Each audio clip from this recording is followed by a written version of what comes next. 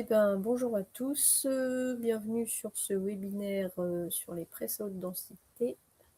Donc, on va être trois animés: Richard Willeman, conseiller machinisme de la Chambre, Élodie Brodelet, animatrice du Jura, et moi-même, Mathilde Bonneau, animatrice de Lyon. Donc, c'est un webinaire financé par la région en partenariat avec la Chambre. Donc, trois petites règles du webinaire: on coupe son micro quand on ne parle pas, on lève la main et on coupe la caméra si on ne capte pas bien. Donc je vais laisser la parole à Richard déjà pour l'évolution des coûts du matériel et les différents scénarios d'amortissement. Et donc, en 2 mots, l'a dit rapidement Mathilde, je donne quelques précisions. Donc, je suis Richard Willeman, je suis conseiller agroéquipement à 100% du temps plein, salarié de la Chambre d'agriculture de Lyon, et j'ai une convention de partenariat avec les CUMA de Bourgogne-Franche-Comté. On travaille 60 à 80 jours par an sur des sujets communs, notamment des références. Donc, vous avez mes coordonnées sur le document et le document sera disponible sans problème. Donc, l'objectif aujourd'hui, une présentation en 2 parties. Une partie sur les coûts, sur la gestion de l'investissement dans une presse balle carrée, et une partie un petit peu sur ce que peut apporter une presse balle carrée en termes d'organisation de chantier et de coût final rendu fourrage. Donc, les parties sont assez déséquilibrées, mais peu importe. Donc, on va attaquer tout de suite sur l'aspect coût. Donc, pourquoi mettre l'accent sur les coûts? Parce que vous savez qu'on est dans un contexte inflationniste depuis 2018-2019 et que donc, à un moment donné, on a besoin de repères pour faire des investissements et se pose la question de quelle stratégie je peux adopter pour essayer de maintenir un petit peu mes coûts de revient de matériel par rapport justement à cette explosion des prix. Donc, par rapport à ça, le souhait, c'est de s'appuyer le plus possible sur des données de terrain, sur des choses qui existent. Donc, je suis reparti des données comptables des CUMA. C'est pour moi, à mon avis, le point fort des CUMA, c'est-à-dire qu'on possède aujourd'hui une base de données importante, qui sont des données constatées, qui sont des données terrain, des données existantes. Donc, à partir de l'outil MyCUMA Data, donc, il faut savoir qu'on peut avoir accès à des données techniques, à des données comptables sur un certain nombre de matériels, et ça au niveau Bourgogne-Franche-Comté ou au niveau national. Donc, un outil assez important qui permet d'avoir une photographie du terrain et puis surtout qui va permettre d'objectiver un petit peu ce qu'on peut avoir comme ressenti. Alors aujourd'hui, c'est dit beaucoup de choses sur l'augmentation des prix des machines, mais cet outil-là permet justement d'objectiver un petit peu ce qu'on a ressenti. Donc, une première illustration avec ici l'évolution du prix des presses à balles carrées achetées en CUMA. Donc, c'est des presses qui ont toutes été achetées, hein, de 2000 à 2025. Ce que vous avez sur le graphique, donc, c'est des couleurs différentes qui correspondent à des formats de machines différentes.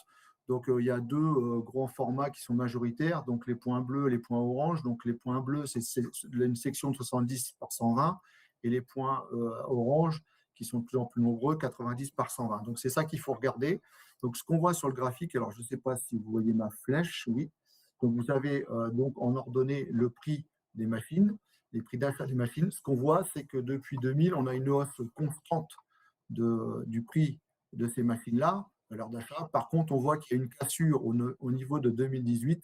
On voit très bien qu'à partir de 2018, la pente devient beaucoup plus raide. Et donc, sur la période 2018-2024, alors ce n'est pas aussi linéaire que ça, mais sur la période 2018-2024, ce qu'on sait, c'est que l'augmentation de la valeur d'achat des presses balles carrées, c'est 40%. Donc, vous voyez, c'est pas négligeable. Dans le même temps, on a un indice INSEE qui nous donne une augmentation des moyens de production agricole, dont les matériels de récolte des fourrages, de 20%. Donc, vous voyez qu'il y a un petit décalage entre ce qu'on observe en CUMA et ce qu'observe l'INSEE. On est sur des augmentations de valeur d'achat qui sont plus importantes. Donc, on trouvera une explication à ça, hein. Alors, je vous montre un deuxième support pour lequel vous allez voir que on a un facteur 2 dans l'augmentation des prix. Vous voyez, de la période 2001 à 2019, si vous suivez ma flèche, on est plutôt aux alentours de 3% par an d'évolution de la valeur d'achat. Et quand on passe 2019, on est plutôt à 6-7%. Ça veut dire qu'on accélère grandement la hausse des prix. Donc, là-dedans, on voit que pour des montants similaires, d'un côté, il faut 18 ans et de l'autre côté, il faut 6 ans. Vous voyez, on va presque 2 à 3 fois plus vite. Donc, vous avez les valeurs d'achat retenues pour 2024. Hein, donc, si on va l'utiliser tout à l'heure, donc pour la presse balle carré 90-120, on est aux alentours de 175 000 euros. Il y a une deuxième information qui est assez importante sur ce tableau-là, c'est de voir que vous avez un écart mini-maxi de 50 000 euros. Ça veut dire qu'on a une variabilité des prix des machines qui est importante. Ça veut dire que quelque part derrière, il y a ce que j'ai mis légèrement sur la droite, ce qui joue, c'est la marque, le modèle, donc ça, ce n'est pas surprenant. Mais ce qui est plus surprenant, c'est les multiples options. Aujourd'hui, on a des machines sur lesquelles les options se multiplient. Et donc, vous prenez ou vous ne prenez pas, et ça change le coût à l'arrivée de la machine. Ce qui fait qu'on a un étalement pour un format 90-120, on va dire qu'on peut aller de 150 160 000 euros à 215, 210 215 000 euros. Vous voyez un petit peu la fourchette que ça fait. Donc, évidemment, quand après on calcule le prix de revient, ça ne fait pas la même chose. Alors, ça veut dire quoi? Ça veut dire qu'il faut qu'on s'interroge sur pourquoi tout à l'heure on avait 20% de l'INSEE et 40% observés dans les CUMA. Ça veut dire qu'en fait, la hausse constatée du prix des machines, elle s'accompagne aussi d'une hausse technologique des machines. Et ça est plus lié au choix que l'agriculteur va faire. C'est une décision pour lui de prendre telle ou telle option. Et donc, les machines augmentent d'elles-mêmes par rapport au coût des matières premières, par rapport au coût de l'énergie, par rapport au coût de la main-d'œuvre. Mais l'agriculteur, lui, il contribue aussi à l'augmentation des machines par le choix des options, qui sont de plus en plus nombreuses. D'où le 40% et pas le 20%. Donc, vous voyez, il y a un phénomène un peu d'emballement sur cette hausse des machines. C'est pour ça que c'est hyper important aujourd'hui de réfléchir à comment je dimensionne ces machines-là et quelle stratégie je dois mettre en œuvre pour juguler un petit peu cette hausse. Donc, comment j'illustre un petit peu quand même mes propos rapidement. Hein. Donc là, ce que vous avez, c'est deux parcs comparés sur des périodes différentes, sur la période 2000-2010 et sur la période 2021-2025. Vous voyez, j'ai bien écarté. Et on voit que, par exemple, en termes d'options, des cieux, en 2010, on avait en double essieu 30% des machines. Si on regarde en 2021-2025, on a 80% des machines. Donc, on est sur des machines de gabarit beaucoup plus importantes. Si on regarde la section des balles, en 2000-2010, on était pour la 90-120, que je ne dise pas de bêtises, la 90-120, on était à 36% des machines concernées. Si on passe en 2021-2025, on est à 60%. Donc, des machines plus grosses. Et sur la droite, je vous ai mis les options qui apparaissent, qui sont de plus en plus rencontrées sur les machines, système de hachage, éjecteur de balles, groupeur de balles, cartographie, j'en passe, il y a la pesée, etc. Donc, vous voyez que ça se multiplie et que ça, en fait, ça augmente mécaniquement le prix des machines. Alors, juste une chose sur les options, et puis après, on pourra en rediscuter quand on fera les coûts à la fin. Quand on achète une presse, on se dit, ou une presse ou un autre matériel, mais là, on est dans les presses, toutes les options sont utiles, mais sont-elles toutes utilisées? Et à un moment donné, si vous n'utilisez pas des options sur vos machines, ça veut dire que vous augmentez le coût de revient à la fin et pour quelque chose qui n'est pas utilisé. Donc ça, il faut quand même l'avoir un petit peu en tête. Alors, il y a un deuxième outil, j'en profite pour parler des outils du réseau quand même, c'est normal. Il y a un deuxième outil qui est important, c'est le guide des prix de revient. Il a été refait cette année, donc en 2025, donc une édition 2025, dans laquelle on va trouver les presses à balles cubiques, une page sur les presses à balles cubiques. Qu'est-ce qu'on trouve dans ce guide des prix de revient, qui est une exploitation en fait des comptabilités des CUMA, donc encore une fois des chiffres constatés, c'est important, des chiffres au terrain. On va trouver des informations sur l'utilisation annuelle de ces presses-là. On va trouver une information sur la valeur d'achat, d'accord, avec deux options, un prix moyen et une valeur d'achat récente. Je vous expliquerai tout à l'heure pourquoi, quelle différence. Vous allez trouver une information sur l'entretien-réparation, l'évolution en fonction du temps, et puis à la fin, sur le coût de revient. Donc, c'est important pour se positionner, ça fait un point de repère, et on peut construire un projet d'investissement à partir de ces données-là. Donc, le petit bémol de cet outil-là, il y en a un, on ne peut pas avoir que des qualités, c'est qu'en fait, l'exploitation des données se fait sur des matériels qui sont en cours d'amortissement, donc une période d'une dizaine d'années. Même si on prend les 2 dernières années comptables, qui là sont 2024-2025, en fait, on va prendre tous les matériels qui sont en cours d'amortissement. Ça veut dire que vous allez avoir une moyenne. Par exemple, si je prends le prix d'achat, vous allez avoir une moyenne de prix d'achat sur 10 ans. Donc, un phénomène de lissage. Ce qui fait qu'on ne voit pas forcément la cassure qu'on va avoir, que je vous ai montré dans le premier graphique, d'augmentation très forte des prix. Pour cela, il faut s'arrêter et puis dire, ben, je ne fais plus un constaté sur 10 ans, je fais un prospectif à l'instant T. Donc, c'est ce qui a été choisi de faire cette année. Et puis, donc, je vais vous donner l'indication. Donc, vous voyez que déjà, la valeur prix d'achat moyen, phénomène de lissage, il est réel. Vous voyez ici, vous avez 115 500.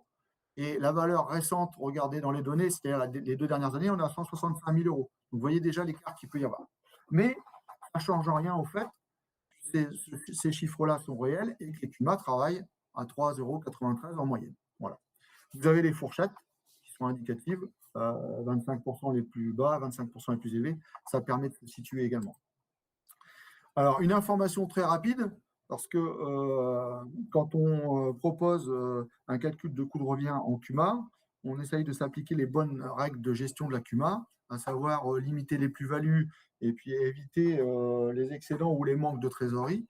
Donc, en fait, ce qu'il faut vraiment savoir, c'est quelle est la valeur de ces machines-là au cours du temps. Donc, quelle est la décote de ces machines-là au cours du temps.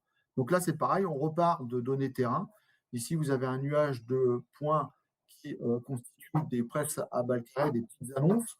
Donc, vous voyez que, par exemple, si je prends ce point-là, ben, en 2025, en juin 2025, j'avais une presse de 2023 à vendre qui était à 80 000 euros. Voilà. Donc, c'est un nuage de points qu'on est capable de modéliser. Donc là, on le modélise avec une simple moyenne. Ce que vous voyez, c'est que ben, il faut à peu près 4 à 5 ans pour perdre 50% de la valeur de la presse. Donc, ça nous donne une indication sur la perte de valeur de la machine.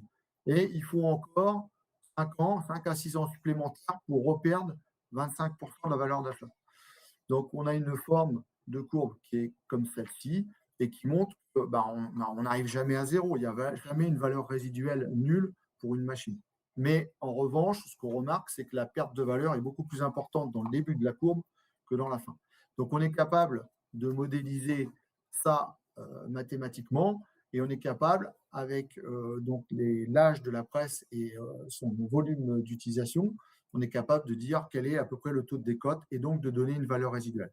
Très important pour pouvoir faire le coût de revient entre la valeur d'achat, la valeur résiduelle sur le temps ou l'utilisation que j'ai eu de la machine. Donc, on va pouvoir donc intégrer ces données-là dans un autre outil qui s'appelle le plan prévisionnel d'investissement, qui est utilisé en CUMA. Ça aussi, c'est un point fort des CUMA parce qu'en fait, ça veut dire qu'avant de faire un investissement, on est capable de savoir ce que va nous coûter l'investissement, ce que ne fait pas forcément l'individuel. Donc, pour moi, je le répète, c'est un des points forts, c'est calculer, savoir combien ça va me coûter. Donc, ce plan prévisionnel d'investissement, je vous ai remis tel qu'il existe dans le tableur. Comme ça vous donnera l'ensemble des hypothèses qui sont prises et à combien on arrive au calcul. Donc, vous retrouverez le taux de décote, vous retrouverez le montant d'achat, vous retrouverez la durée du prêt, vous retrouverez le taux du prêt, vous allez retrouver la durée d'amortissement, vous allez retrouver les frais d'entretien, les frais généraux, pour arriver avec l'utilisation, c'est-à-dire ici un nombre de ballots par an de 5 000, le coût de revient au final, 3,93. Donc 3,93, c'est la situation constatée dans le guide des prix de revient. Alors que ce soit le guide des prix de revient 2023 ou 2025, finalement, il n'y a pas d'écart. On est à un peu moins de 4 € du ballot.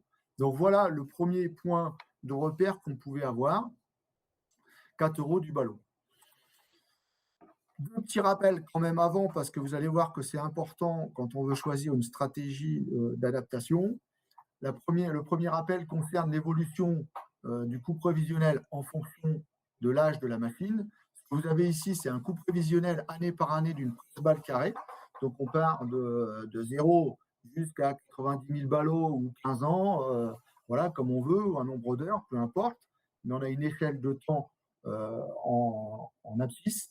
Et en ordonnée, ce que vous avez, c'est le coût, le budget annuel complet pour la presse. Donc, ce que vous voyez, ce que vous retrouvez en bleu foncé, et qui a plutôt la tête de tout à l'heure de la décote, c'est la perte de valeur annuelle. Donc, c'est ce que je vous disais tout à l'heure. en début de cycle, on a une perte annuelle qui est importante, qui constitue la majeure partie du budget annuel. Et puis, plus on avance dans le temps, plus elle se réduit. Vous voyez en marron, qui est important de voir, c'est que ça évolue à l'inverse. C'est-à-dire que ce petit pavé marron-là, il augmente. C'est l'entretien-réparation. Et à un moment donné, on arrive à un point d'équilibre où, très certainement, l'entretien-réparation va combler la perte de valeur. Vous voyez que la perte, le coût à l'unité au ballot que vous avez au-dessus là, il se réduit assez vite au départ et puis il a tendance à diminuer et à la fin on arrive presque sur une asymptote et donc on n'a plus d'évolution. Donc bien avoir ça en tête que quand on va se dire si j'allonge la durée de vie de ma machine, qu'est-ce qui se passe? Donc là la piste d'adaptation c'est allonger la durée de vie de la machine.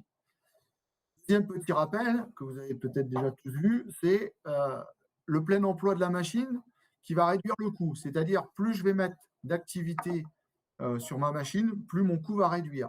Ce que vous avez ici, donc vous avez une échelle en abscisse, le nombre de balles pressées par an, donc on va de 2000 à 10 000. Et puis, vous avez ici le coût d'utilisation. Donc, plus vous avez de balles, plus mon coût diminue. Alors, il faut faire attention parce qu'il y a plusieurs options dans cette courbe-là. Il y a des choses qui sont réalisables, d'autres non, et il y a des choses qui sont à risque et d'autres qui sont conseillées. Si je regarde la zone d'utilisation conseillée de cette machine-là, presse balle carré format 90-120, je vais me situer entre 5 000 et 7 000 ballots. Et là, je vais avoir un coût entre 5 et 6,2 euros du ballot. Là, j'ai mon cœur de cible. Si j'ai l'idée de m'organiser, et que j'en fais un peu plus, je passe entre 7 et 8 à 9 000, vous voyez que mon coût il continue de descendre, 5 jusqu'à 4,30. Il y a ensuite une zone qui n'est pas forcément à aller rechercher, parce que la tendance, ce serait de se dire, plus j'en mets, moins ça va me coûter cher, mais à un moment donné, le travail ne devient plus réalisable, ou force le groupe et risque d'exploser le groupe. Moi, c'est ce que j'appelle la zone d'utilisation à risque technique. Donc ça, il faut oublier. Et de l'autre côté, vous avez une autre zone de risque, qui est une zone de risque économique, c'est-à-dire que vous avez tellement peu de ballots par rapport à l'investissement que vous faites que de toute façon, ça vous coûtera cher, voire très cher. Donc voilà, donc il faut se recentrer sur cette cible, ce cœur de cible. Et donc là, on est sur la stratégie augmenter l'utilisation. Tout à l'heure, on était sur la stratégie allonger la durée de vie. Là, on est sur la stratégie augmenter l'utilisation. Jusque où et jusque quand? Alors, rapidement, j'ai choisi un certain nombre de scénarios. Donc, ça, c'est tout à fait contestable. On pourra en trouver autant qu'on veut des scénarios. Mais vous verrez, alors déjà un constat pour vous indiquer que les données terrain sont très importantes. Si on regarde un petit peu le taux de dépréciation des presses balles carrées, vous voyez que dans notre barème, on prend 20% sur 7 ans. La réalité terrain constatée, c'est 15%, un peu plus de 15% sur 7 ans. Donc, on est majoritairement plus fort. Alors, ce qu'il faut savoir, c'est que le terrain, ça exige de prendre une certaine marge de sécurité. Donc, si on se situe entre les deux, on est plutôt bien. Mais après, vous avez un certain nombre de scénarios, 5 000 balles par an pendant 4 ans, 7 000 balles pendant 3 ans, 7 000 balles pendant 6 ans, 5 000 balles pendant 9 ans. C'est un scénario que j'ai choisi pour pouvoir comparer, si vous voulez, les coûts de revient à des durées de vie à peu près équivalentes des machines. Soit 20 000 ballots, soit 45 000, et on verra pour les matériels d'occasion, on monte jusqu'à 75 90 000. Mais voilà, donc c'est pour avoir un point de comparaison qui soit à peu près juste. Maintenant, quand on commence à rentrer dans quelle stratégie adopter, donc là, pareil, je vous ai mis tous les détails, mais on va partir sur un tableau qui est plus synthétique, qui sera plus simple à utiliser. Vous voyez que vous allez retrouver votre base guide des prix de revient, ce que je vous ai dit tout à l'heure, le 4 euros du ballot, c'est ce que je vous ai montré tout à l'heure, c'est le point de départ. Maintenant, je sais très bien que j'ai une augmentation de valeur d'achat très importante, j'ai dit tout à l'heure 40%. Dans les faits, j'ai des machines qui sont les plus nombreuses autour de 175 000 euros, donc j'ai choisi de prendre le 175 000 euros. Si je prends cette augmentation de valeur d'achat et que je ne touche à rien, c'est-à-dire ni à la durée du prêt, ni à la durée d'amortissement, ni à l'utilisation, mon 4 euros, mon 3,93 devient 6,20. C'est-à-dire que l'investissement que je ferai aujourd'hui, pour le coût du ballot, ça sera 6,20. Voilà.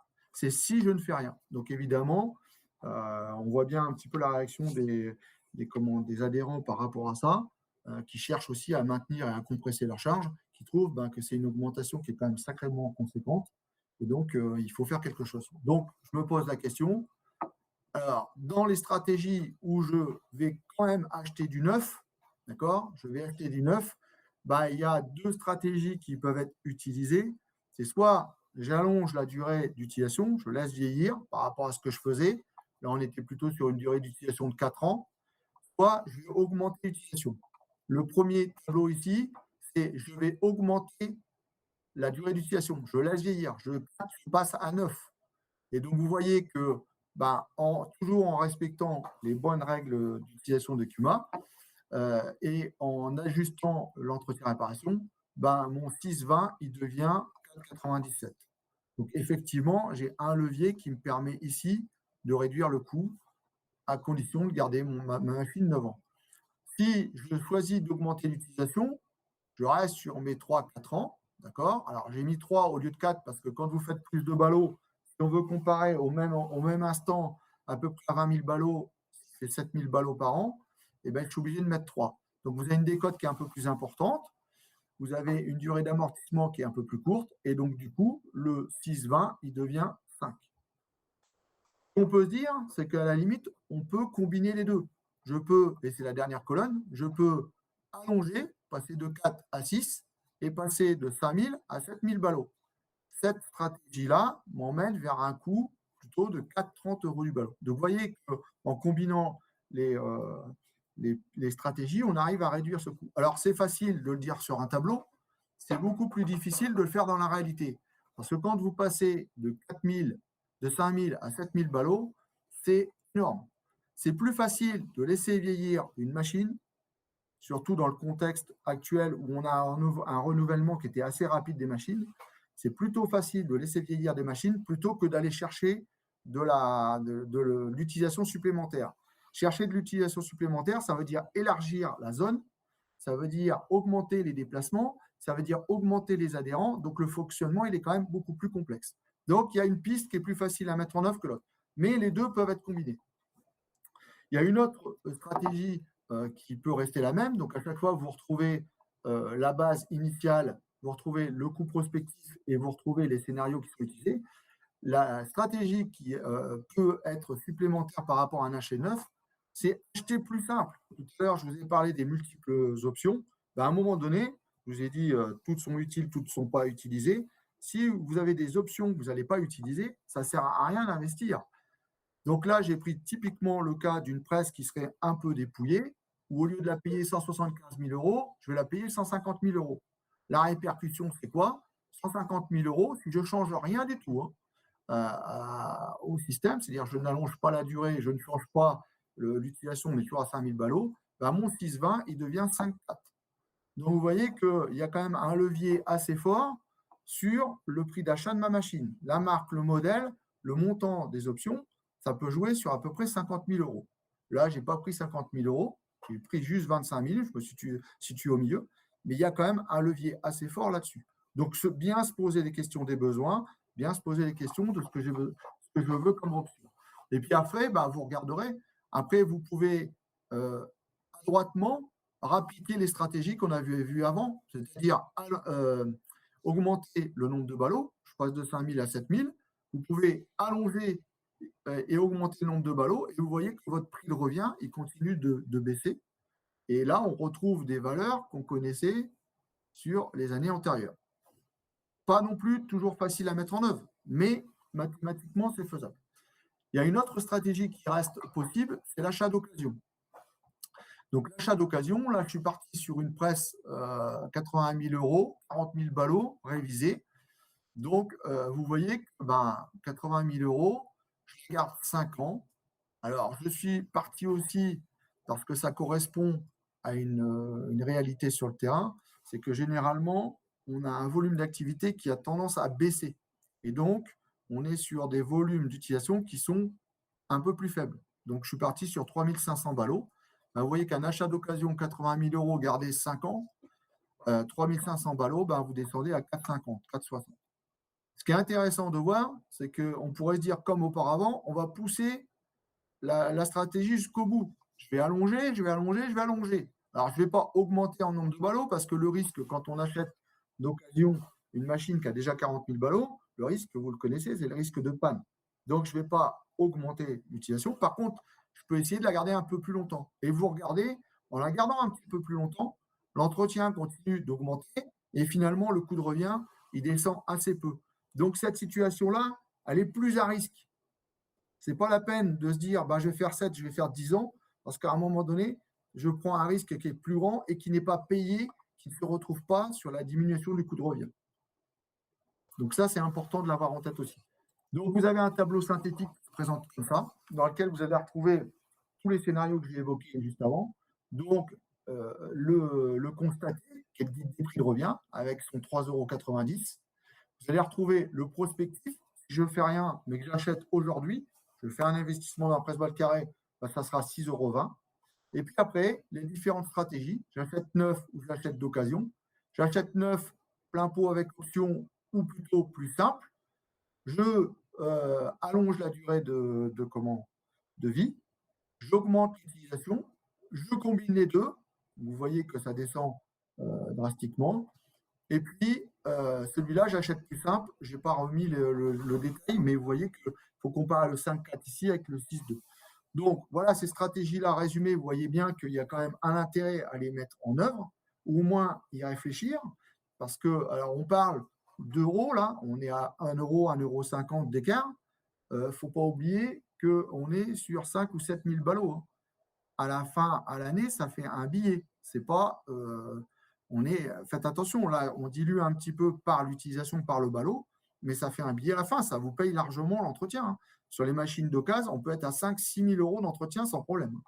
De l'autre côté, occasion révisée, 40 000, 80 000. Alors ça, c'est discutable, hein. Ça dépend quand est-ce que vous choisissez d'acheter la machine. Il faut déjà trouver la machine, c'est une contrainte. Souvent, une machine d'occasion, vous avez un cahier des charges et vous allez faire un compromis avec ce que vous allez trouver. On ne trouve pas forcément ce qu'on veut. Par contre, l'achat d'occasion, pourquoi il est intéressant? Bah parce qu'il évite la plus grosse partie de la décote en début de vie de la machine. Ça, vous ne l'avez pas. Ça sera pour le premier qui a investi dans la machine. Donc, vous voyez qu'on peut se permettre de réduire l'utilisation et que même en réduisant l'utilisation, même en mettant des frais d'entretien qui sont importants, eh ben, on arrive à avoir un coût compétitif. Alors, une petite info sur l'entretien-réparation, c'est un petit peu, le gradient est un petit peu différent si on est individuel ou si on est en groupe. Alors, généralement, quand on est en groupe, quand on a 20% du coût de revient qui est constitué par l'entretien-réparation, on commence à se dire qu'il y a un risque de fonctionnement du groupe. Donc, entre 20 et 25%, je pense que là, il ne faut pas aller au-delà. C'est pour ça que je n'incite pas à aller sur des durées longues avec des machines d'occasion. Un individuel, il peut peut-être aller un petit peu plus loin. Mais le bon repère, c'est ça, 20-25% d'entretien et réparation dans le coût global. Là, je commence déjà à me poser des questions. Donc voilà un petit peu les différents scénarios étudiés, ce qu'on peut faire à partir des coûts de revient. Alors, si on veut,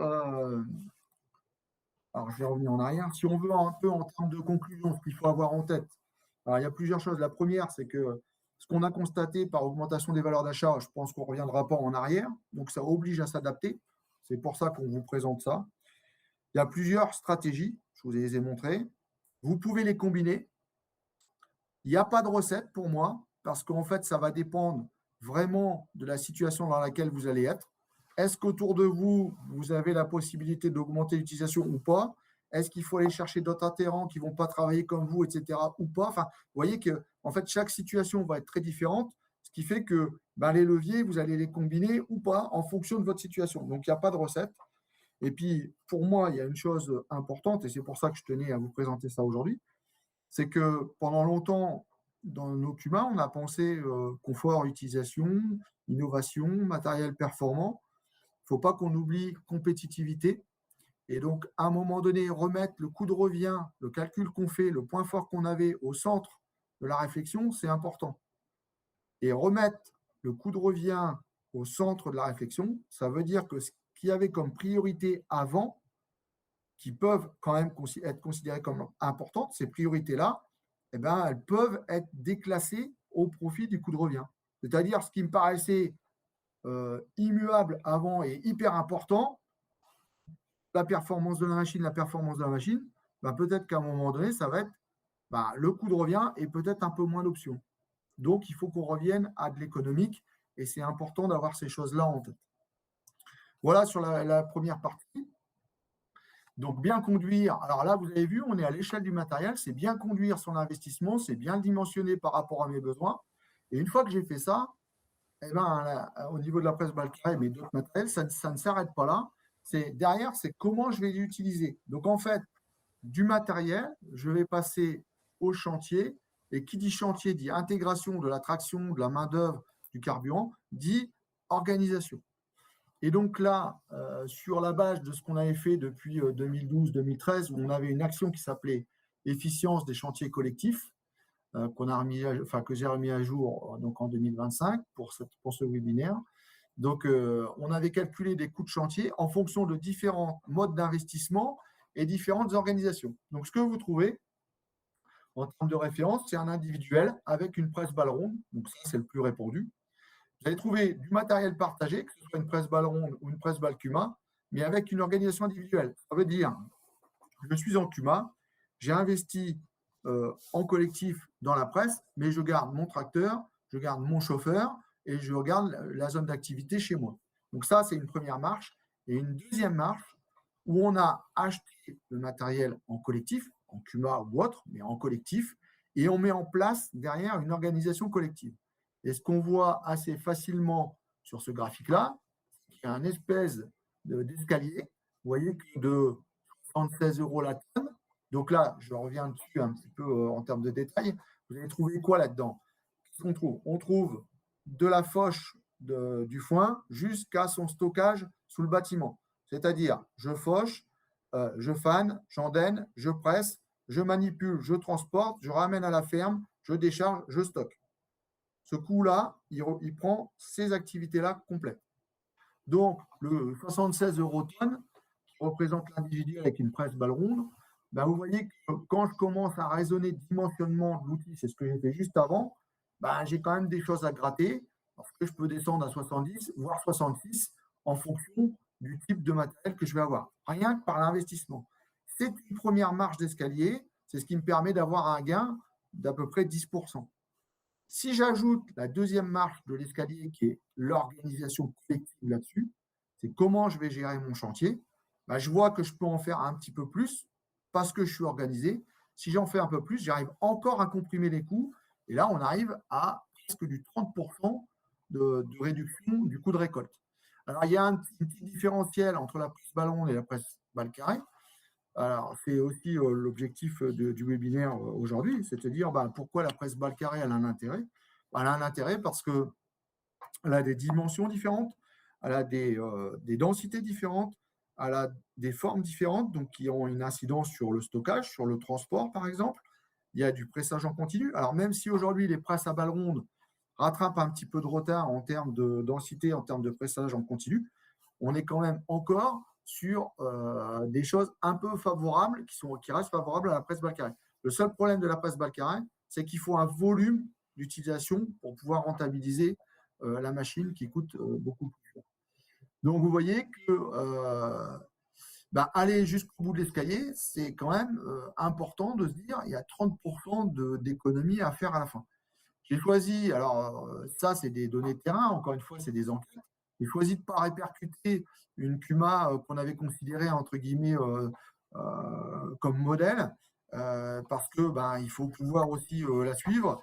Et cette Cuma-là descendait même en dessous de ces 55 € tonnes, avec une gestion bien particulière de l'approche du chantier.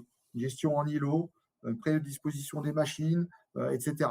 Donc, en fait, il y a encore moyen, certainement, d'aller un petit peu plus bas. Mais voilà, ça donne un petit peu les choses. Le matériel, je dimensionne, ensuite j'utilise. Et vous regardez, en termes de temps de travail, on compare du 3 heures à hectare avec de 1h55, 2 heures. Donc, vous avez un tiers de temps de gagné, ce qui n'est pas négligeable. Alors, évidemment, l'idée, c'est pas de dire on passe de là à là, c'est facile. Non, non. L'idée, c'est de se donner des éléments de réflexion pour se dire quels sont les leviers de réduction du coût. Il y a la machine, il y a l'utilisation de la machine. Je vous ai mis un petit peu les facteurs d'efficacité pour terminer là-dessus. Donc, la Cuma en question, c'est la Cuma de la chaussade, qu'on avait enquêté à l'époque. Vous voyez, ils étaient à 34% de réduction de coût de récolte. Donc, le premier facteur d'efficacité, c'est une chaîne de récolte entièrement partagée. Pourquoi entièrement partagée? Parce que ça évite qu'il y ait des départs individuels, c'est-à-dire, ça y est, c'est bon à faucher, j'y vais, j'ai ma faucheuse, tac, j'attaque, et puis après, tout le monde court après la presse. Si on a une chaîne qui est entièrement partagée, ça va permettre d'homogénéiser le départ des travaux, quoi, et donc de l'organiser. Deuxième chose, des matériels performants, ça on s'en doute. À partir du moment où on veut en faire, il faut éviter les pertes de temps et les pannes, etc. Donc ça va avec renouveler régulièrement, des bits élevés. Alors, coûteux, mais utilisé sur des surfaces plus importantes, c'est ce que je vous ai montré. Exigeant en puissance. Alors, ce qu'il faut savoir, ce qui débloque quand même beaucoup la situation, c'est d'avoir un tracteur dédié. Avoir un tracteur dédié, ça veut dire éviter tout ce qui est attelage, dételage. D'accord? Donc là, il y a un gain énorme à avoir. Et puis, exploité par une main-d'œuvre spécialisée et compétente. C'est-à-dire que quand on spécialise la main-d'œuvre, le conducteur de la presse, il a l'habitude, il sait ce que la presse peut avaler. Et donc, en fait, il n'y a pas à chaque fois une prise en main. Et donc, il y a aussi un facteur d'efficacité de ce côté-là. L'organisation collective. Alors, l'organisation collective, elle n'est pas forcément toujours possible, mais ce qu'elle requiert, c'est une proximité géographique. Effectivement, si vous n'avez pas le volume et vous n'avez pas la proximité, vous allez générer du temps de déplacement sur des périodes de travaux qui sont déjà exiguës. Donc, ce n'est pas possible de faire. Donc, ça, c'est la première des choses, proximité géographique. Façon de travailler analogue, ce qu'il y a derrière, ça veut dire que si on a considéré des attelages, l'attelage de fauche, l'attelage de fanage, l'attelage d'enlainage, l'attelage de pressage, j'accepte aussi, parce que je travaille de la même façon que mon voisin, d'aller travailler chez mon voisin. Et finalement, le chantier qui est décidé en îlot, il se fait, peu importe, chez X, chez Y ou chez Z, mais il va se faire de la même façon. Donc ça, c'est hyper important. La volonté d'organiser le travail en avance, ça veut dire quoi? Ça veut dire qu'il faut prévoir un temps d'organisation. Pour certains, prévoir un temps d'organisation, se réunir pour s'organiser, c'est une perte de temps. Si vous considérez ça comme une perte de temps, ça ne peut pas coller. On perd du temps à s'organiser, mais on en gagne ensuite. Donc ça, c'est pareil, il faut l'avoir en tête. Et puis la confiance, la communication permanente entre adhérents, ça veut dire, la confiance, c'est par rapport à ce que j'évoquais tout à l'heure, pouvoir aller travailler chez les autres. Et puis la communication permanente, ça veut dire que sur des chantiers comme ça, il faut être capable de s'adapter en permanence. Et donc, il faut être capable de communiquer. Si demain, le chantier il change de secteur pour une raison X ou Y, il faut être capable d'aller prédisposer les matériels la veille sur des horaires creux qui ne correspondent pas à du temps de travail pour être le lendemain au top pour démarrer. Donc ça, c'est de la communication permanente. Donc, vous voyez, là-dedans, il y a un tas de leviers autour de l'organisation. Là, c'est simplement jeter quelques facteurs et faire réfléchir, mais il y a plein de choses à discuter et il y a plein d'éléments à aller chercher dans les témoignages de Cuba. Donc voilà, moi j'en ai fini pour la présentation. Merci, S'il y a des Richard. questions, n'hésitez pas. Je suis à votre disposition. Il y a une ou deux questions, vous les prendrez à la fin peut-être. Comme vous voulez. Donc on va passer au témoignage du coup. Je vais commencer par le cas de la presse carrée de la Cuma de Venouze. Donc eux, ils ont un contrat de location sur 2 ans qui a débuté 2025. Donc ils avaient déjà une presse carrée avant en investissement, ils avaient eu des soucis. Donc, du coup, ils ont pris une presse qui avait eu 7005 d'entretien. Non, c'était dans... Je ne me rappelle plus. Oui, Oui, moi c'était la celle d'avant. Oui. je me souviens, c'est qu'en fait, effectivement, c'est sur la précédente, les 7500 Ouais. euros d'entretien, mais par contre, ils s'en mangent une partie sur celle qu'ils ont en location. Oui, c'est ça, oui, sur celle d'après, où ils ont étalé le paiement. C'est pour ça que ça augmente un petit peu le coût aussi de la location. Aussi. Donc du coup, ils ont pris un contrat de location pour 10 000 ballots, sans option d'achat. C'est une classe quadrant 5300 qu'ils ont. C'est une 90-120, c'est juste ce qu'on évoquait avant. Oui. Donc niveau coût 2025, donc en charge totale 23 000, dont la location 18 500 par an. La ficelle 3 300, mais j'ai vu c'est sur 3 ans d'achat, de 2 ans et demi. Donc il y a du stock dedans. Et donc, le prix théorique pour 5000 ballots, c'était 4,60 €, mais ils ont fait que 3900 ballots. Donc, on arrive à 5,91 €. Mm. Donc là c'est ficelle comprise. Donc, Ouais, pour info, la ficelle, c'est 80 centimes à 1 € du ballot. Il faut compter à peu près ça. Donc, ça veut dire que 5,91, on serait aux alentours de 5 € le ballot pour les 3900 réalisés. Donc, tu arrives à ça par la division des 23 000 de charges par les 3900 ballots. Après, ce qu'il faut regarder aussi dans le contrat de location, c'est est-ce qu'il n'y a pas des pénalités s'ils ne font pas le volume espéré. Parce que la presse, elle devait faire 5000 ballots, je crois que c'était et 4 ben, j'ai demandé, il n'y a pas de pénalité. D'accord, ok. Donc ça, c'est, faut bien regarder dans le contrat, voilà. Et Donc là, ils sont plutôt compétitifs. ouais. Et s'ils font plus, par contre, de ballots, ils payent 20% de plus de ballots. D'accord. Par contre, là, on voit la difficulté soulevée tout à l'heure, c'est-à-dire que ben, même avec un engagement de 5000 ballots, on en fait 3009, quoi. Donc, Ouais, la difficulté, c'est quand même. Alors, pour donner un ordre d'idée, quand on fait 3500 ballots sur de la presse balle carrée, avec des ballots qui font plus de 400 kilos, des tonnages, on va dire, avec première coupe regain de 6 tonnes 5, 6 tonnes 5, 7 tonnes, ça veut dire que ça fait à peu près ça fait 100, presque 200 hectares. Donc, c'est 200 hectares, il faut les trouver, c'est 200 hectares de foin, quoi. Donc, ça mm, représente déjà une belle surface. C'est pour ça que on a tendance à dire augmenter l'utilisation, les ballots, etc. Et c'est là qu'on voit que c'est vite compliqué, quoi. ouais. Bah, ils sont 4 adhérents de chauffeurs. Et bah, c'est le gars avec de Chicherie, hein, qui a la moitié des ballots, en fait. Et par contre, la presse, il avait eu un peu tard, ils n'avaient pas pu faire les premiers fonds avec. Et donc, du coup, actuellement, bah, c'est ce qu'on disait, pas assez de ballots. Je crois qu'il y avait eu des conditions climatiques un peu compliquées l'année dernière, quand même. Et vis-à-vis du contrat de location, enfin, on en revient toujours au même, il faut faire vachement attention à ce qui est marqué dessus. Il y a un litige déjà sur la responsabilité d'une bonne réparation. Et j'ai pas pu avoir le contrat de location. J'ai eu l'Agilor, mais j'ai pas eu le contrat de location. Alors ça, c'est important parce que sur des machines comme les presses balles carrées, l'entretien et réparation, ils chiffrent assez vite. Ouais. Donc, c'est important de savoir ce qui est pris en charge et ce qui n'est pas pris en charge. Mm, mm. Voilà sur la Cuma de Venose. Richard, t'as des trucs qui te viennent en tête là-dessus ou pas?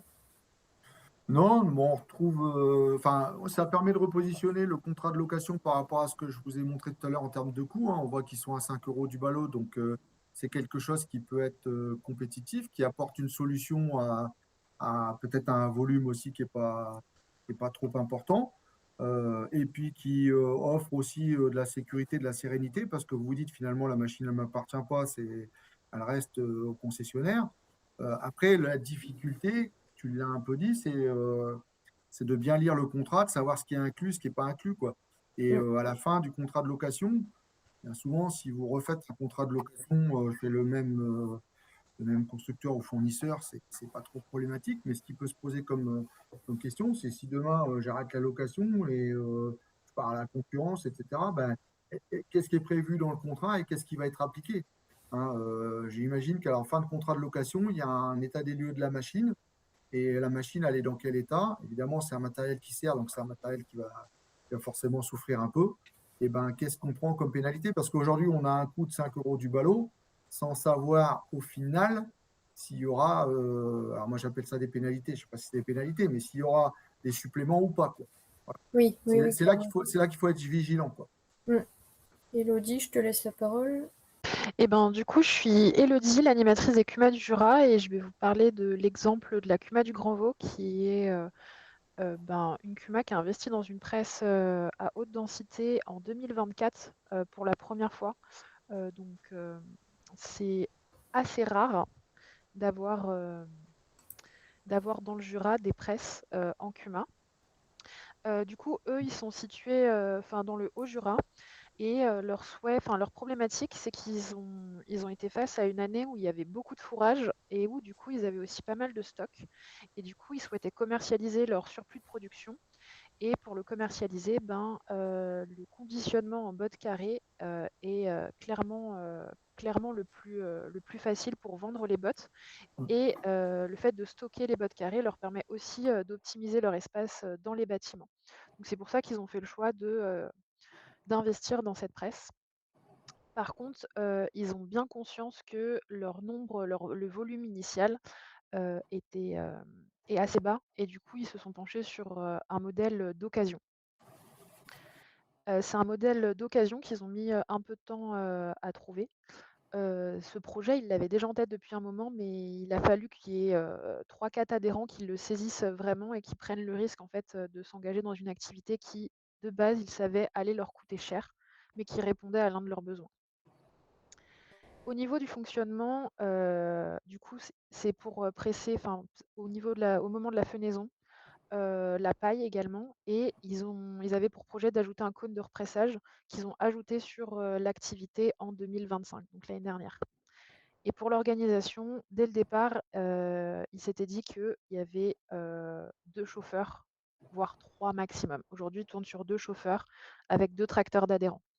Et du coup, sur l'organisation, ils s'organisent dès la fauche. Donc les adhérents doivent prévenir au moment de leur fauche, et du coup, les chauffeurs, en fonction du planning, donc les chauffeurs sont des adhérents de la CUMA. Les chauffeurs, du coup, leur disent: «Ben, là, il faudrait peut-être attendre, enfin, faut attendre une journée parce que, c'est déjà enfin, le planning, ça va pas passer» et cetera. Donc du coup, ils s'organisent, enfin, les adhérents doivent prévenir avant qu'ils commencent la fauche, quoi. C'est possible de passer à la diapo suivante. Donc du coup, au niveau du matériel, donc il y a la presse d'occasion qu'ils ont eue à 65 500 €, qui a nécessité une remise en état dès la première année de 5 700 €. Et ensuite, sur une période de fonctionnement courant, ils sont autour des 5 000 € d'entretien par an, sachant que le concessionnaire du coup, leur préconise de faire une révision à peu près toutes les 4 000 bottes. La presse étant d'occasion, étant en test d'activité, la CUMA n'a pas souhaité partir sur un emprunt et un amortissement très long, et du coup, l'emprunt et l'amortissement sont sur 7 ans. Le cône de pressage, qui lui a été acheté neuf à 56 000 € est un modèle suisse. Étant donné qu'il est neuf et qui fait un volume inférieur à la presse, l'emprunt et l'amortissement ont été mis sur 10 ans. Donc il s'agit du modèle Bourget mécanique, et comme on peut le voir, en fait, il s'adapte entre le tracteur et la presse, ce qui ne nécessite pas d'adaptation particulière au modèle de la presse. Donc la CUMA pourra renouveler la presse sans avoir besoin de changer le cône de repressage. Donc ce qui est plutôt intéressant pour eux, puisque la presse est d'occasion, c'est un test. Si jamais l'activité se développe de plus en plus, ils pourraient envisager de passer sur un matériel neuf dans les 3-4 prochaines années, quoi. Donc au niveau des coûts, c'est la diapo suivante. Donc au niveau des coûts, la presse avec la ficelle est à 6,82 € la botte, et pour faire une estimation, parce que du coup en mode prestation complète, donc avec le tracteur et la main-d'œuvre, on l'estime à 1,60 € de la botte, avec un débit qui est quand même variable, qui dépend, mais là c'est calculé avec une moyenne de 600 bottes heure, avec un coût de 100 € de l'heure. Donc on arrive à un prix de botte final à 8,23 € si la CUMA réalise bien ses 3000 bottes. Pour l'instant, l'an passé, ils étaient à 2800 et quelques bottes. Ils étaient à 2800 et quelques bottes, mais le cône venait d'arriver, du coup n'a pas pu faire l'entièreté de ce qu'il était censé faire. Mais du coup, ça, c'est le tarif estimé qu'ils doivent, qu'ils vont atteindre, quoi. Et au niveau du cône, du coup, le cône représente un coût de 6,63 €. Si on ajoute du coup la presse, le tracteur et la main-d'œuvre, avec un débit du coup qui est variable, mais qui est en moyenne, enfin du coup plus bas que en parcelle, qu'en Ouais. champ, on arrive à 2,50 € du coût de la botte. Donc ce qui nous fait un prix de botte à 15,96 €. Donc si là le cône réalise 1 200 bottes par an. Donc actuellement, ils ont 1 200 engagements, 1 200 bottes engagées. mais ils sont encore, aujourd'hui, ils sont encore loin de la réalisation, mais en même temps, l'activité démarre cette année, vraiment, quoi. Donc, ils risquent d'avoir, plus de travail, sur la fin d'année, là.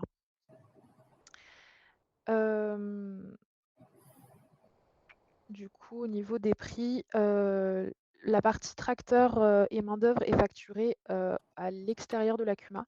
C'est directement les adhérents qui réalisent le service, qui facturent aux adhérents. Donc c'est-à-dire que ceux qui ont, un chantier de pressage en grange, bien organisé, le débit est donc plus rapide et du coup ça leur, réduit le coût à la botte.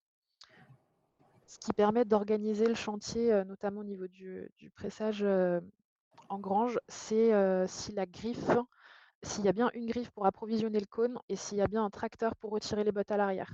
Si c'est la griffe qui fait les 2, il y a des moments où du coup la presse n'est plus alimentée en fourrage et ce qui fait que du coup Pas du tout. on perd du temps. Mmh. Donc du coup, c'est important d'avoir un chantier bien organisé. Même si l'avantage de la CUMA, c'est que, ils peuvent se permettre de faire des petits chantiers, qui sont pas forcément bien organisés parce qu'on n'a pas le matériel, mais du coup tout de suite ça a un coût derrière, parce que, le temps c'est de l'argent. On peut passer à la diapo suivante. Donc du coup la CUMA elle a quand même pour vocation de développer, de l'interCUMA pour augmenter le nombre de bots parce que très clairement la machine est loin d'être saturée. C'est une machine qui a un débit, important et ils peuvent se permettre d'en faire plus.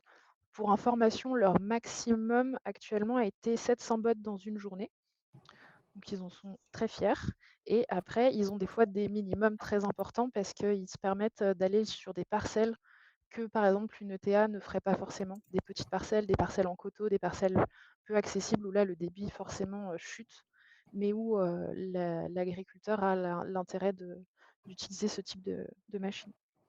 Donc en fait, la CUMA, les adhérents, ils ont conscience que c'est une prestation qui coûte cher, mais ce qu'ils recherchaient, c'était, de la souplesse et de la disponibilité et aussi, le fait d'aller sur des parcelles qui sont quand même un peu compliquées. Ils ont fait le choix qu'il y ait que 2 personnes qui conduisent la machine parce que ça reste une machine qui est technique et pour éviter de trop souvent, atteler et dételer, le matériel. Ça ne plaît pas forcément à tout le monde, mais c'est un sujet sur lequel la CUMA, elle reste, assez ferme parce que l'entretien, coûte tout de suite très cher.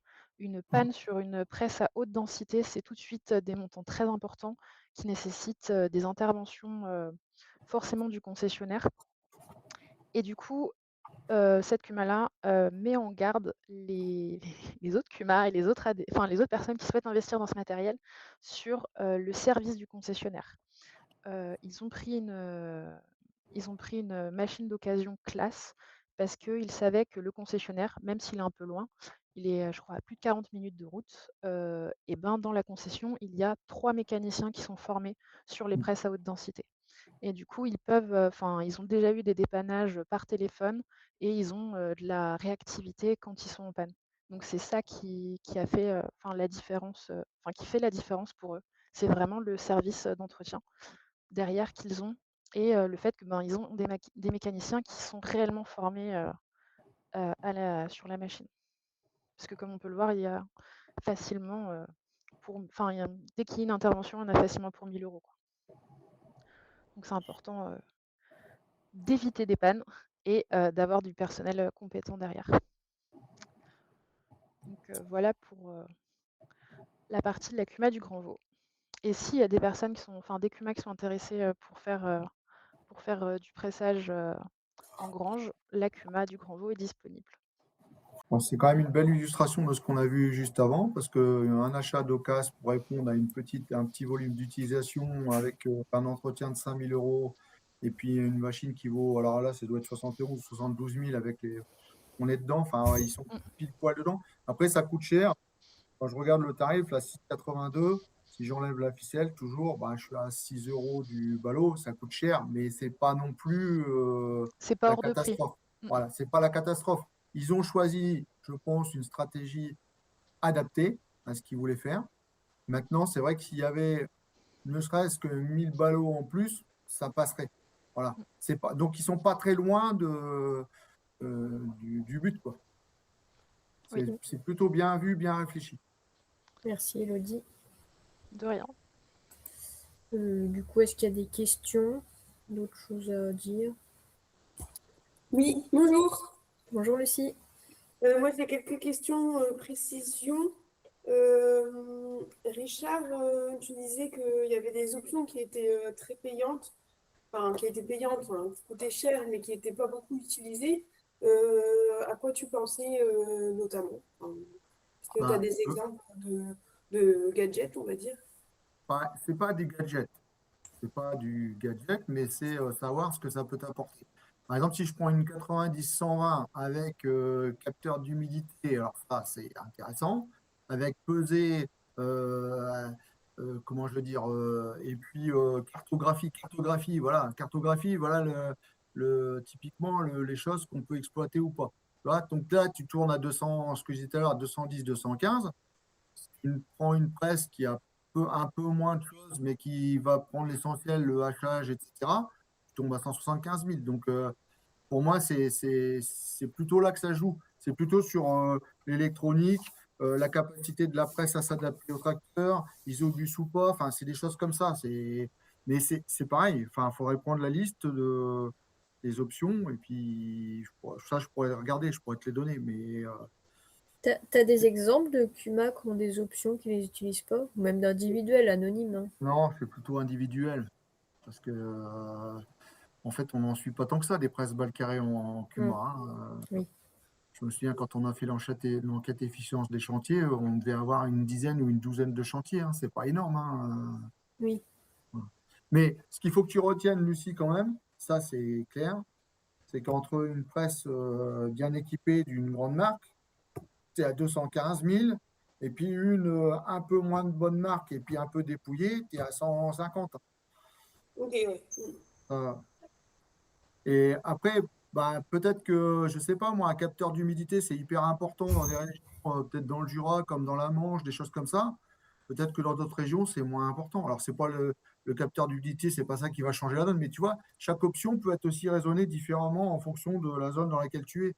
Euh, Après, la contrainte sur les surfaces, les parcelles, voilà.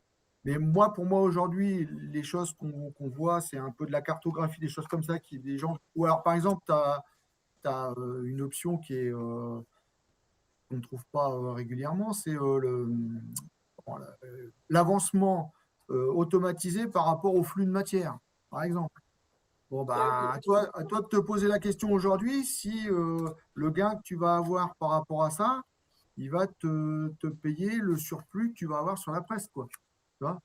Si Ouais. tu es limité dans tes parcelles parce que tu as des contraintes de pente, de dévers, je ne sais quoi, et que tu valorises pas non plus ce genre de choses, on a plutôt tendance à dire que c'est tout ce qui a un peu de précision quand même, hein. Ok. Ok, merci.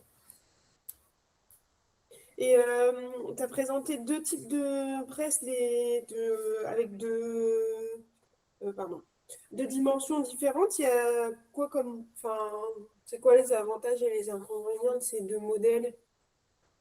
C'est Alors, bah, juste un c'est en poids fait, de stockage de ballons ou... bah, c'est le poids des balles, déjà. Ouais, Voilà. Puis après, c'est une dimension. Tu vois, la 90-120, 120 par 240, ça fait la largeur d'un camion pour le transport, quoi, tu vois. d'accord, Euh, ok. ouais, c'est des choses comme ça. Et puis, ce qu'il faut retenir, c'est que on avait avant initialement du 50 par 80, du 50, du 70 par 80, enfin des petits diamètres. Ce qui veut dire que tu as plus de balles. Plus de balles, plus de balles à manipuler, plus de balles à charger, plus de balles à décharger. Donc, à chaque fois que tu vas augmenter ta section et enfin, ton volume de balles, tu auras moins de balles. Et donc, en fait, en termes d'organisation, ça joue. Si Oui, dans un champ, tu as 12 balles à ramasser parce que tu es en 70-120, puis que de l'autre côté, tu n'en as plus que 9, bah, tu te mets au volant du tracteur, tu vas vite voir la différence, quoi. Tu Donc, vois. c'est le côté En fait, logistique. Ouais. c'est le format 90-120, c'est aujourd'hui une performance de la machine. qui te donne Ok. de l'efficacité. Et puis, on s'arrête à ça, mais aujourd'hui, il y a plus que du 90-120. Hein. Il y a du 110-130, il y a du. Voilà, on continue d'augmenter. Et comme ça se voit aussi dans les presses à boîte ronde, hein, tu avais du 120, tu avais du 160, tu as du 180 et maintenant tu as du 200. Hmm. Ok. Et est-ce qu'avec une presse, c'est bête hein, comme question, mais une 90-120, tu peux faire du 70-120? Non. Non, tu peux pas changer comme les windballers. Ce que tu peux changer, c'est la longueur de ta botte. Par exemple, en fonction de ce que tu vas presser, de la densité et du poids, c'est-à-dire tu arrives très vite avec des ballots entre 350 et 500 kilos. Donc à un moment donné, il faut les manipuler. Donc ce que tu peux assez bien gérer, c'est la longueur. Tu peux te dire, Ok. bah, je fais du 2,40 m ou je fais du 2 m. Tu vois. Et puis ça va être aussi lié avec le système de distribution que tu vas avoir derrière. Parce que en fait, les balles, elles sont faites pour être distribuées aux animaux. C'est quel système de distribution j'ai derrière et donc quelle dimension de botte je fais. Mais la section, non, tu la changes pas. Ok. Oui, et bah du coup, je continue mes questions. Ouais, Oui, vas-y, vas-y. vas-y. Pour la cumate de Venise, Mathilde a présenté des charges à 23 000 € par Oui. an. Ça représente quoi ces charges-là? Et ben, c'est tous les frais, c'est les 18 500 de location, c'est les Ah charges oui, il y a la générales, location dedans. c'est ouais, Ok, location comprise. ok. Les sommables de ficelle, tout ça. Ouais, il y a l'assurance, il y a des frais généraux là-dedans, j'avais noté. Oui, voilà. L'assurance, il y a les frais généraux, il y a les consommables, effectivement, il y a la location. Ok. Ah, je croyais que c'était en plus, du coup, ça paraissait énorme. Ok. Non, non, non, c'est tout compris, la charge totale. Et est-ce que dans le contrat de location, il y a, enfin, du coup, ce prix-là de 18 000, est-ce qu'il y a la reprise de la presse d'avant? Alors, euh, À mon avis, ça a été géré autrement, ça. Hein. oui, à mon avis, c'est indépendant. Ouais, c'est À pas mon du avis, tout comme des non, fois un tracteur où non, Non, on inclut dans le leasing non, Ok, je pense pas. je crois qu'ils avaient une autre marque de presse avant. ok, bah c'était tout, c'était les seules questions, merci, c'était clair. Il y avait plein Merci. de- Est-ce que c'est possible de recevoir le, la présentation Oui, Oui, oui, oui. avec les chiffres? Oui. oui. Merci. D'habitude, tu cites les sources et puis ça ira. Oui, bien sûr, il n'y a pas de problème. Et puis s'il y a quelque chose qui ne te paraît pas clair, pour réécrire, ben, passe un coup de fil, quoi. Enfin, Oui, ok, pas de souci. Les collègues, il y a des questions? Non, pour moi, c'était clair. Et puis, j'avais pu y assister aussi à la journée technique l'année dernière. Donc, Ouais. oui, c'est vrai. voilà. Ok, bon, on va s'arrêter là, alors. Merci pour la présentation. Alors, merci tout le Merci. monde. Ouais, merci pour votre Merci travail. la fouille. Bonne Bonne Bon journée. appétit. Bonne Salut. journée. Merci beaucoup, bonne fin de journée. Bonne journée. Merci.